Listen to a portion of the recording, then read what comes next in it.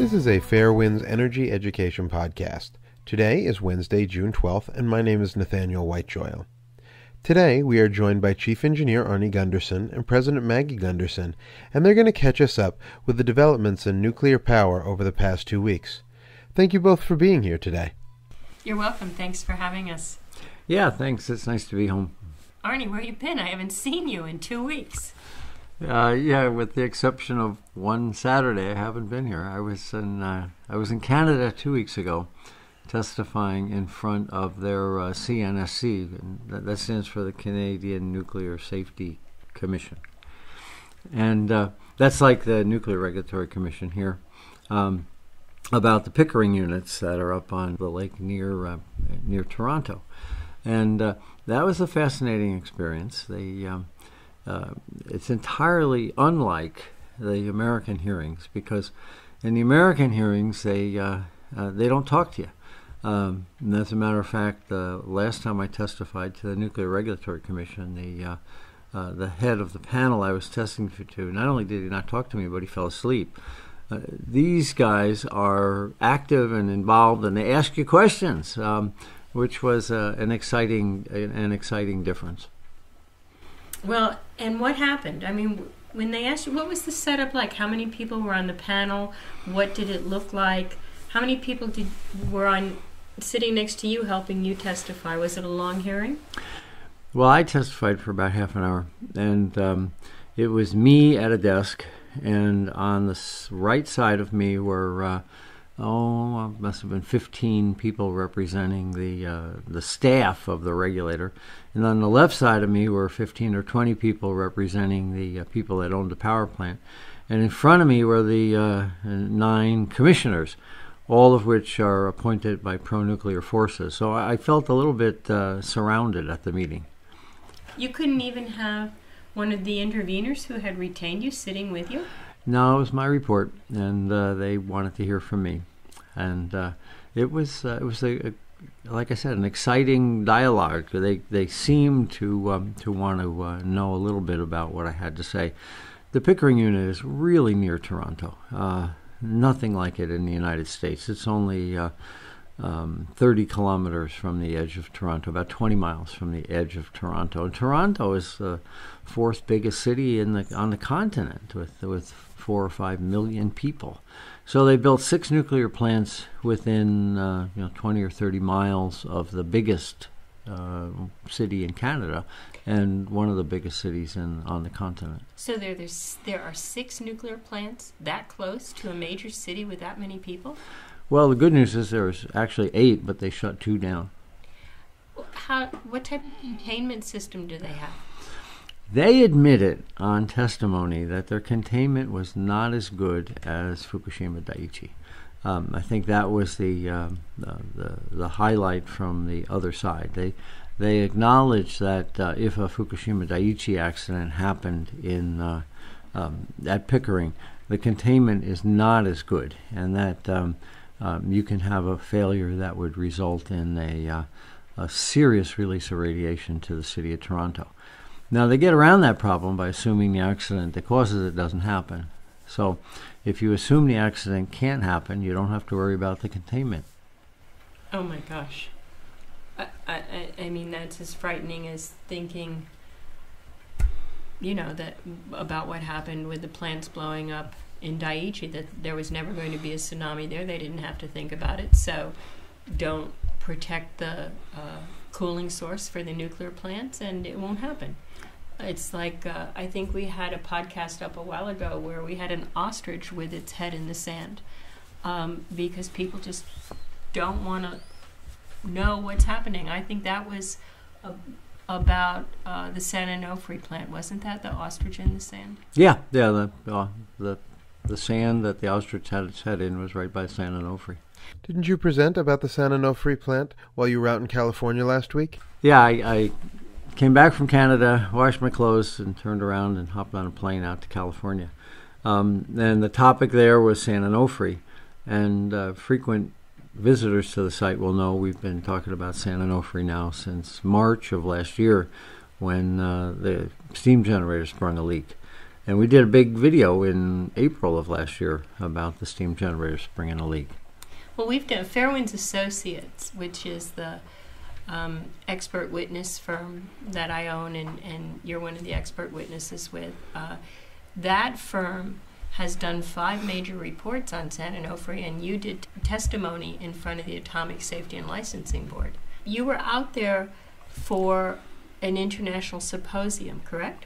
I went out there to be a speaker at a symposium, 3 hours with international speakers, including the former Prime Minister of Japan, Kan, former NRC Chairman Jaczko, and former NRC Commissioner Peter Bradford. So the 4 of us spoke for 3 hours about the weaknesses in the regulatory system and how Southern California was just as much in jeopardy as Fukushima Daiichi. I have met Peter Bradford a number of times in our work here in Vermont, and he's one of my heroes because he's one of only 2 NRC commissioners, Peter Bradford and Victor Galinsky, who did not go to work for the nuclear industry after finishing their time on the commission. Peter Bradford was on the commission when 3 Mile Island had its accident, and he's been very clear about some of the errors that were made, and I really commend him for stepping up to the plate and talking about that. Yeah, there's a link to the Prime Minister's Kan video, a link to former Chairman Jaczko's video, and a link to Peter Bradford's video on the site, as well as my speech, and they wove together very well.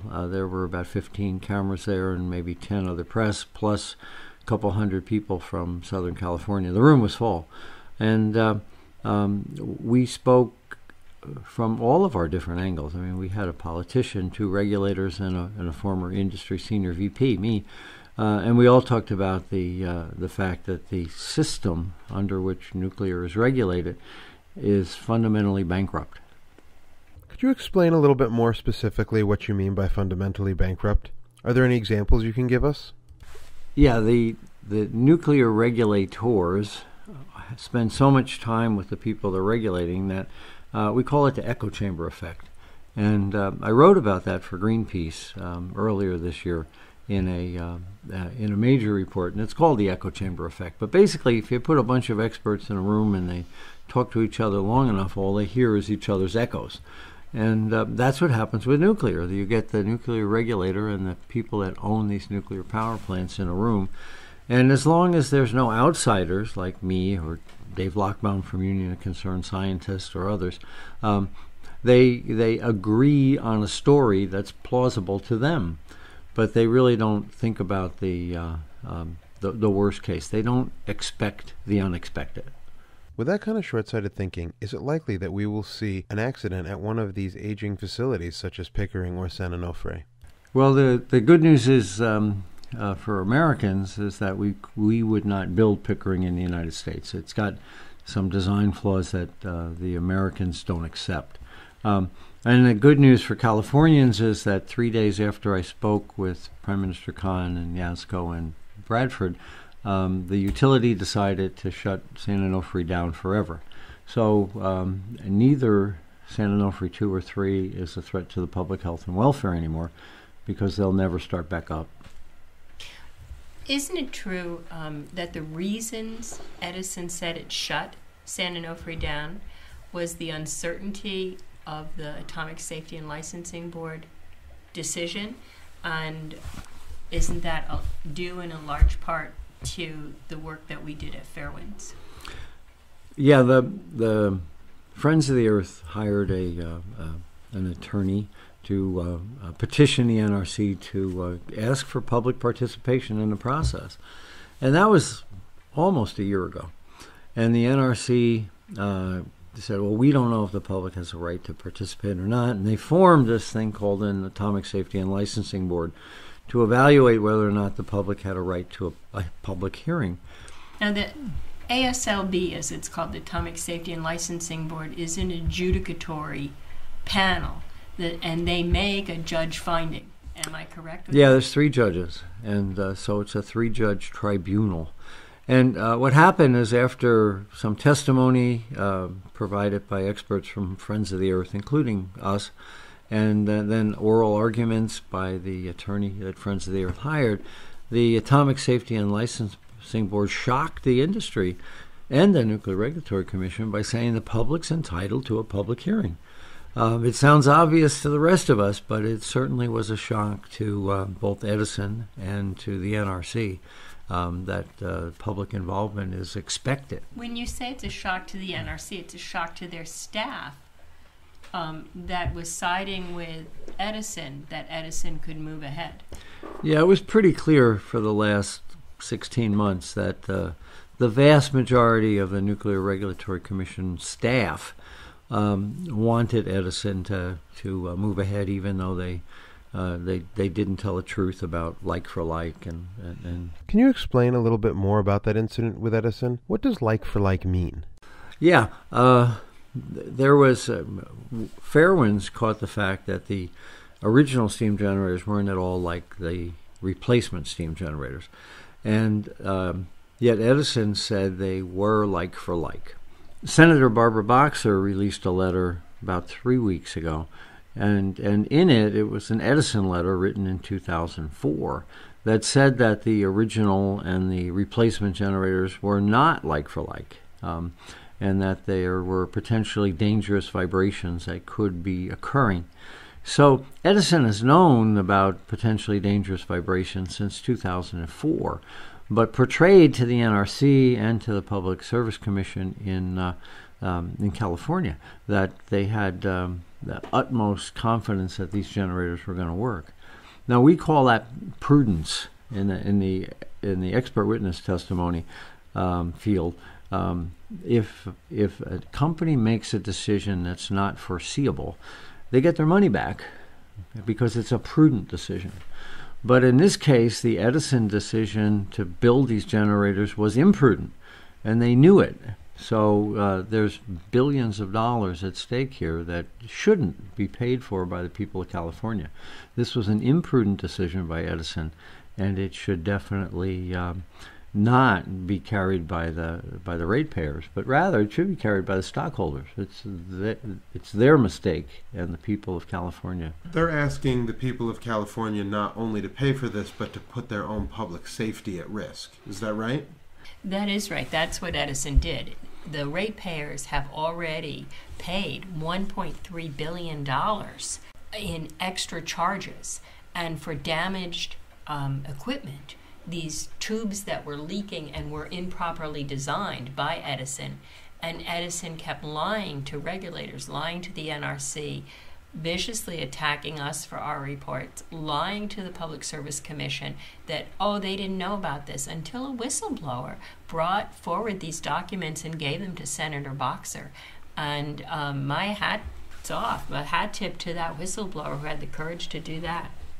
You know, it's the new generators cost $800 million, and then the outage that went on for 18 months cost $500 million, plus every month that the plant was shut down, the people of California paid another $60 million every month for 16 months. So that's another $750 million to pay for the salaries of the 2,000 people that weren't generating any electricity.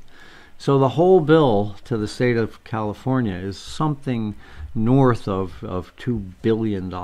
What kind of responsibility is Edison Electric taking?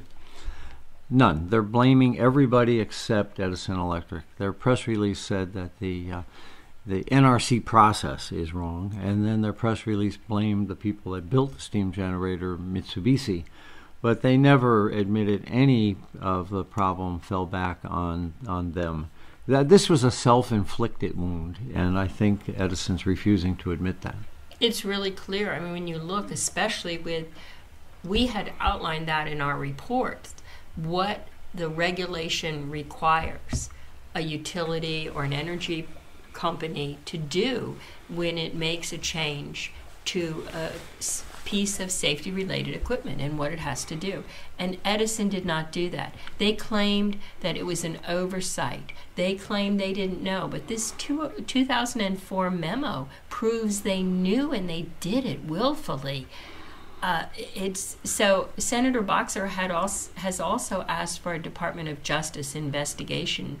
And, personally, I think there should be criminal prosecution. I mean, they put the lives of 8.5 million people at risk who are in close proximity to that plant.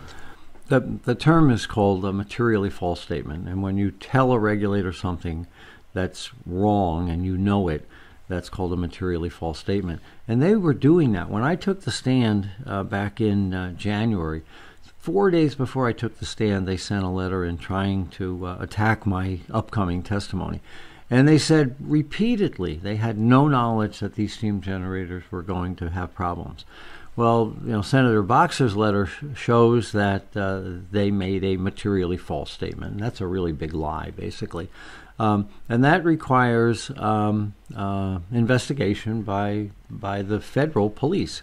And I hope that there's an investigation ongoing because, as far as I'm concerned, the letter that preceded my testimony back in January was loaded with materially false statements. Does this speak to a larger issue? These power plants are supposed to be self-reporting, and yet they're also supposed to be profitable. Do they have the responsibilities to the ratepayers or to their stockholders? Yeah, the NRC's entire structure is that they count on these people admitting when they break the speed limit. And I don't know how many people drive over to the police station and turn themselves in when they've broken the speed limit. I can assure you that nuclear utilities don't do it either. And that's exactly what happened at Edison. They broke the speed limit. They broke the speed of sound as far as that goes. Their damage was predictable. They knew it, and yet they hid and chose not to tell that to the regulator. Now that the plant has been shut down, what is the next step to make sure that the people of California are not negatively impacted? The next step is the decommissioning and the dismantlement. And my concern, the industry is trying to do a thing they call safe store. Maggie, what is safe store? I think it's a euphemism for lazy store. It's passing the buck and the safety factors to another generation, 2 generations down. I mean, it would mean the plant would be mothballed for 60 years and sit there. This carcass would be lying on the shores of the Pacific Ocean, on the San Onofre beach, and at risk to any kind of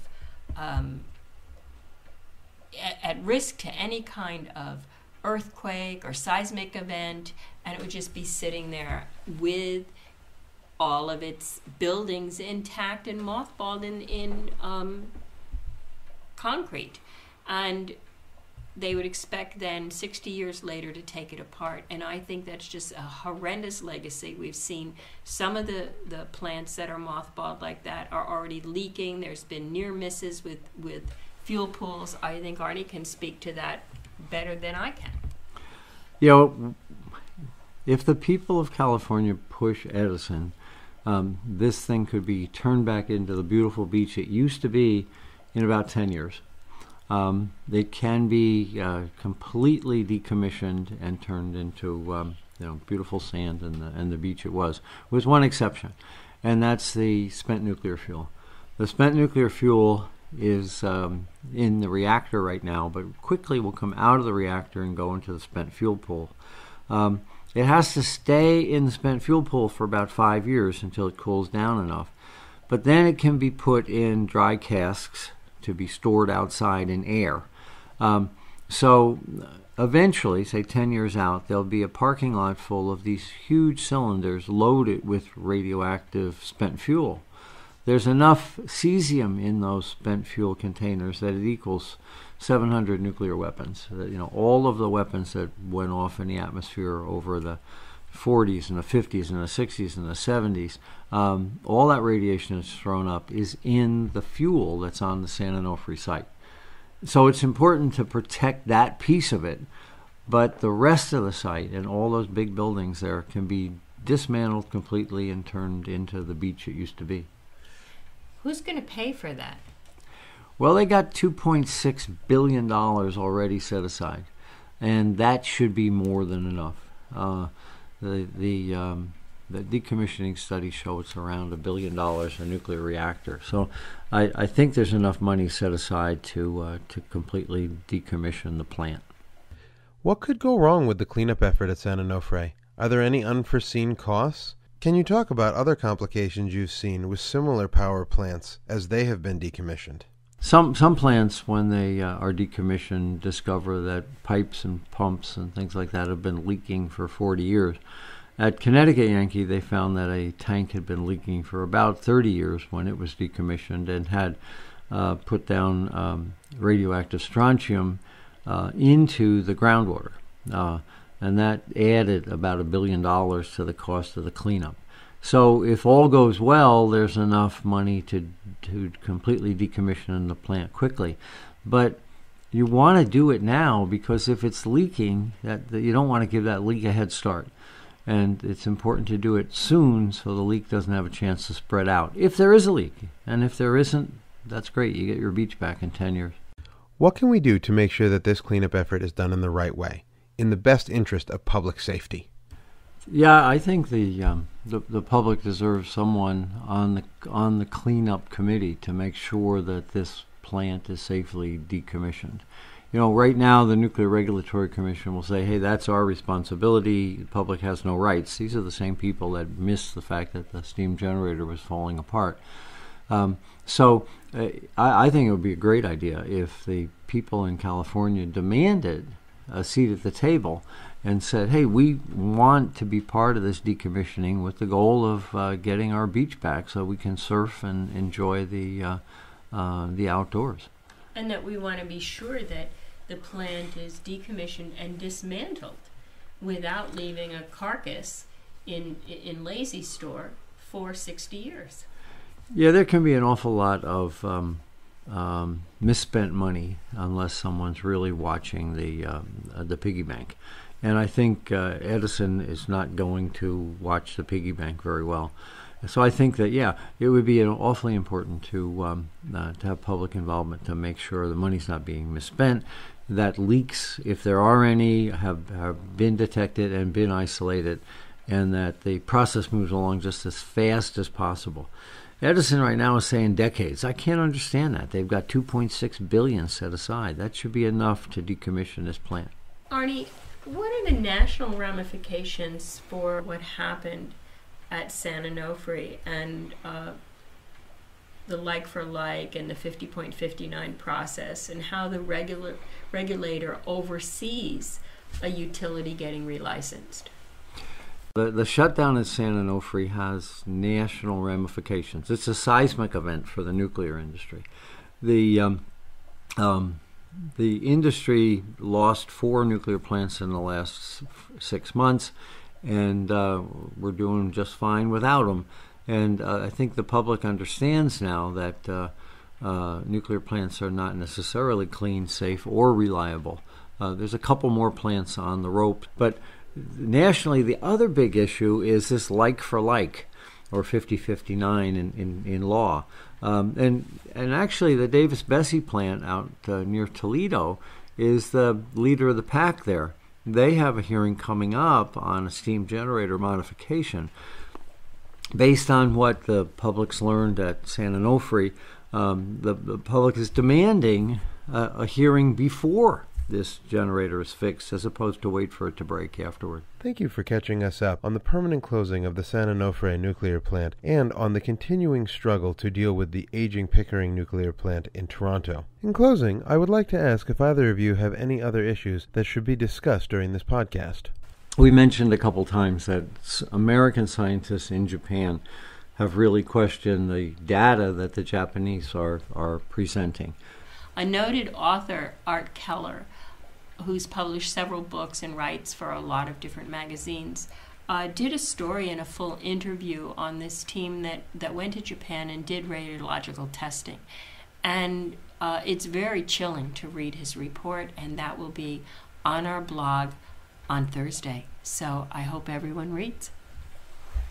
I would like to close by thanking both of you for being here today. It has been a real pleasure. Thank you for having us. Yeah, thank you. It's nice to be home. This has been a Fairwinds Energy Education Podcast.